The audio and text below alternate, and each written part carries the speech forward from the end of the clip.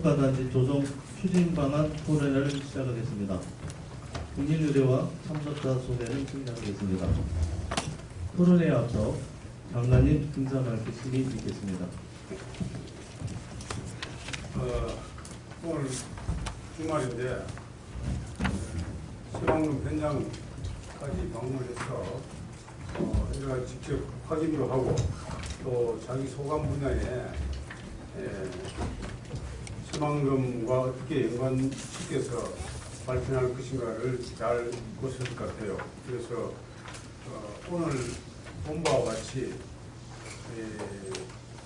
새만금 분야가 지금은 우리가 버스를 타고 쭉 돌아서 일부만 봐서 그런데 사실은 위에서 보면은 많이 변하고 있어요. 근데 잘 모르는 사람들은 이게 뭐 옛날이나 지금이나 별로 차이가 없다라고 느낄 분도 계실 텐데 사실은 상당 부분에 이렇게 변하고 있다. 우리 농식품부에서도 거의 연간 한 2,500 정도 예산이 들어가서 여러 가지 뭐 용수로뿐만 아니라 방수제 공사도 이렇게 하고 있고 거의 모든 부분에서 많이 변하고 있는데 이런 것들을 여러분이 좀 눈으로 봤으면 좋겠다. 그 다음에 농식품부뿐만 아니라 유관기관에서 진흥청이라든지 뭐 신용화 재단이나 전북도 완전 기관에서도 이 분야에 실질적으로 어떻게 그 안에 내용 콘텐츠를 뭘로 채울 것인가를 조금 더 실무적으로 더 논의를 하고 있어 큰 그림은 중앙정부에서 그려 나가겠지만 작은 여러 가지의 안에 내용물이나 기술적인 사항들은 우리 시민들도 잘 봐야 된다.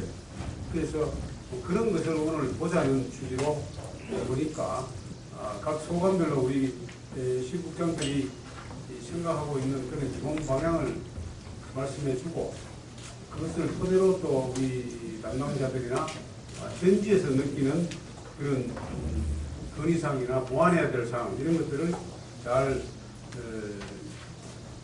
사업을 하면은 새만금이 그야말로 더 실천적인 또 가시적으로 나아지는 그런 대책이 될 것 같아요. 그래서 오늘 뭐 우리가 기본적으로는 2020년까지 농생명단지를 조성을 완료하겠다. 그래서 2020년까지는 우선 방수제 공사라든지 이런 기반 투자가 우선이다라고 하고 뒤로 물러나 있지 말고 2020년 해봐야 지금부터 몇 년 안 남았어요. 5년 정도밖에 안 남았다. 그러니까 어떤 면에서는 늦었는지 몰라. 이게 토양을 어떻게 숙전화를 할 것인가. 막연하게 사료작물을 재배하면 된다고 하는데 실제로 어떤 사료작물을 재배해야 될 것인가. 그 다음에 이 염분을 또 어떻게 조기에 좀 뺄 것인가. 이런 것들은 굉장히 기술적이고 현장 실무자들이 잘 알아야 될 사항들이기 때문에 유관기관들 오시라고 했으니까 오늘 그 결과를 가지고 좋은 성과를 내는 토론회가 되기를 바랍니다. 회의 진행 방식에 대해서 다양하게 말씀드리겠습니다. 먼저 토론 과제를 4개 과제를 담당 국장님과 원장님이 발표하도록 하고요. 끝나고 나면 장관님 주제로 자유 토론 형식으로 하겠습니다. 먼저 식량정책과의 발표가 있겠습니다. 예, 식량정책과입니다. 새만금 농생용지 조단 현황 상호계획입니다. 아마 조금 전에 우리 오기 전에 현장에서 자세히 보고 받으셨기 때문에 간략하게 보고 있습니다. 두 번째 농생용지 조성과 관련해서는 방수제 도로가 연결해야 되는 구간 54.6km는 올해까지 완료를 하고요. 도로가 연계되는 구간들이 있습니다. 이게 이제 아까 보셨던 동서 이축도로인데 그런 부분에 대해서는 상황청과 협의를 해서 2020년까지 완료하겠습니다. 농생명 용기 9,430헥타 같은 경우에는 방수제가 완료되는 것이 한 46%에 대해서 매립을 이제 진행 중에 있고 장관님 말씀드렸습니다만은 20년까지는 마무리를 하겠다. 우리 오시다가 보셨던 대규모 농업 특화단지 옛날에는 대규모 농업 회사법인 뭐 여러 있는데 그래서 명칭을 조금 더 바꿔봤습니다. 사업 추진과 관련해서는 지난 6월까지 있었던 노크회의 또 지난주에 실자 새만금위원회 새만금 농업 특화단지 조성 계획을 보고 드린 바가 있습니다. 시범 지역을 선정을 해서 투자 기업의 시장 30년간 장기 운영을 하겠다. 금년 말까지 부지 조성을 완료를 하고 내년 상반기에 사업자 선정을 완료했습니다. 그걸 위해서 지금 우리 농축부 내에 TF를 만들었고 저희들이 스마트로 연구 용역도 추진할 계획이고 또 의견을 수렴하기 위한 토론을 등을 거쳐서 세부 추진 방안을 만들도록 하겠습니다. 우리 단장님 말씀 계셨습니다만 방주제도 굉장히 국가 중요 시설물로 관리를 하고 있고 특히 지진이나 이런 것들에 대해서도 대책 시스템을 통해서 상시 모니터링을 하고 있습니다. 노출지에 대해서는 금년도에 사료작물 작년에 600헥타를 저희들이 했습니다만 올해는 1000헥타까지 확대를 할 계획이고 그래서 축산농가의 조사료가 보급되도록 할 수 있겠고요. 개화도 근처에 이제 매립을 하다 보니까 거기에 비산먼지가 많습니다. 그래서 거기 이 저감을 위해서 영생식물 식재를 펜스 설치 등을 지금 해서 관리하고 있다는 말씀드립니다. 오늘 실은 대규모 농업 특화단지에 관한 여기 어차피 이게 이제 시범 사업으로서 새로운 앞으로 전체적인 농생명 용지를 어떻게 쓸 거냐에 대한 어떤 바로미터적인 성격도 있고 새만금의 농업을 어떻게 가져갈 거냐 하는 그런 부분들이 있어서 오늘 조금 더 논의를 해주셨으면 하는 부분들을 발제를 해봤습니다. 현재 막 250헥타, 300헥타 이렇게 대규모로 되어 있는 것들을 좀 잘게 소규모로 좀 나눠서 해서 지역민들의 참여 이런 형태로 좀 가져가는 것이 어떠냐 이런 생각을 하고 있는데 거기에 대한 의견들도 조금 모아주셨으면 좋겠고요. 조금 전에 말씀드린 것처럼 지금 대규모 농업회사 이렇게 되어 있는데 지금 영산강 쪽에도 여기에 있고 또 이 새만금에도 있는데 과연 이게 맞는 말인지 어떻게 보면 이게 농생명 용지의 농업을 어떻게 특화하는 그런 단지 개념을 한번 도입하는 것도 어떠냐 이런 생각을 저희 국 나름대로 생각을 해봤습니다. 그 다음에 참여 품목도 시설 원에 이렇게만 되어 있었는데 축산이나 노지 재배 등도 허용할 것인지 그런 부분에 대한 얘기들도 좀 필요하고요. 또 결국은 이제 주체입니다. 참여 주체 문제를 지금은 기업, 영농, 고객 이렇게만 돼 있는데 지자체 이런 또는 농협 또 유통업체 이게 생산, 유통, 판매 이런 것들까지 같이 연계한 다양한 형태의 컨소시엄 형태의 참여 주체를 육성하고 또 참여하도록 하는 것도 방법이겠다라는 생각을 해봤습니다. 지금 정책적 수요 얘기는 지금 한우단지라든지 세종창조경제혁신센터가 스마트팜을 하겠다는 실은 제안들이 좀 있었습니다. 그런 것들을 공모 방식으로 갈지 아니면 그냥 지정 방식으로 갈 건지 이런 것들도 좀 논의가 필요하고요. 가장 좀 문제가 되는 것들이 노지재배 같은 경우는 크게 문제가 안 되겠습니다만 시설재배라든지 축산단지라든지 이런 데는 대규모 자본 투자가 필요한데 임대 방식으로 하는 경우에는 대규모 자본을 유치하기가 어렵다. 그래서 고정시설 부지에 대해서는 매각하는 방법도 한번 강구를 해보자. 이런 논의들이 있는데 거기에 대한 또 부작용도 있습니다. 지금 계속 2009년 이후에 우리가 간척지에 대해서는 전부 임대 방식을 농어촌 정비법에 따라서 하고 있는데 이걸 매각했을 때는 아마 매각 요구가 건물처럼 이루어져서 사업 시행에 굉장한 애로점으로 작용할 것이다. 이런 부작용도 있는데 오늘 그런 한 5가지, 6가지 정도에 대한 논의를 좀 해주셨으면 앞으로 우리가 이 추진 방안, 세부 추진 방안을 만드는데 굉장히 도움이 될 것 같습니다. 간략히 보고 마치겠습니다. 다음은 농촌진흥청의 작물 기초 기반과정을 발표하겠습니다. 예, 농촌진흥청 작물 기초 기반과정입니다. 자료 7쪽이 되겠습니다. 간척지 토양 여건 및 활용 방안에 대해서 보고드리겠습니다. 새만금 간척지는 국가관리 11개 간척지구 중 가장 늦게 조성이 되었고 저희들이 지금 와 있는 509는 약 1513헥타 정도가 되는데 509가 가장 먼저 조성되어 현재 자연적인 재염이 진행 중에 있습니다. 새만금 509는 사양질 토양으로 이루어져 있어서 표토의 재염 속도가 비교적 빨라 토양 염 농도가 대체로 낮은 수준입니다.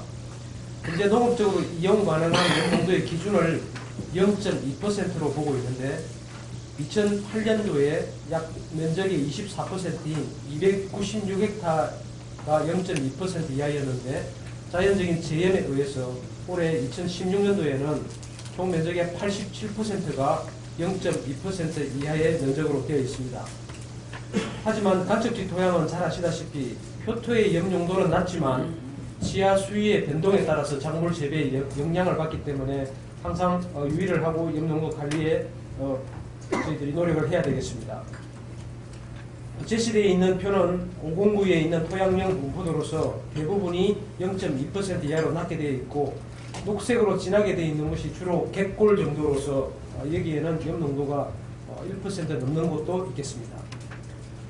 또한 새만금 509는 토양 유기물 함량이 0.5% 이하로 낮고 사질 토양으로 되어 있어서 바짝물을 재배할 경우에는 지하 수위로 인해서 염이 다시 올라오는 재염화에 의해서 염의 피해가 우려되고, 또한 사양질 토양으로 양분을 유지할 수 있는 능력이 적기 때문에 양분 유실의 우려가 높은 그런 특성을 가지고 있습니다. 재염화에 의한 조건을 본다면은 벼 재배가 아닌 바짝물 재배, 그리고 기상 조건에 의한 가뭄, 정발 산량 증대, 지하 수위 상승, 이러한 요건들이 재염화의 조건이 되겠습니다. 509 내에 축산단지가 조성이 된다면 가축 분뇨의 양분의 토양 중 보유 능력이 낮아서 양분 유실의 우려가 되기도 합니다. 8종 말씀드리겠습니다. 활용 방안입니다. 먼저 생산 기반 측면에서는 새만금 간척지의 농업적 활용을 위해서 몇 가지 기반을 구축하였습니다. 먼저 509 전체에 대해서 전자 토양도가 작성이 되어서 토양의 특성을 저희들이 다 분석을 해서 올해 말부터 흑토람 시스템을 통해서 서비스가 가능합니다. 염농도 분포 지도도 마찬가지입니다. 또한 간척지 활용을 위한 새만금호와 같은 담수호, 그리고 만경강, 동진강 등의 유입 하천에 대한 수질 특성도 연 4회 이상 분석하여서 데이터베이스를 완료하였습니다. 또한 식생분포 조사와 농업적 활용을 위한 염농도 지표식물도 선정이 되어서 지표식물을 근거로 염농도의 분포를 알 수 있습니다. 다음 조사료 생산 측면에서의 토양관리나 활용 방안에 대해서 말씀을 드리겠습니다. 앞서 말씀드린 대로 염농도 0.2% 이하에서는 조사료 생산이 가능합니다. 이러한 면적은 1039헥타로서 청보리를 재배할 경우에 생산량으로 환산하면 약 6,750톤 정도가 생산이 가능합니다.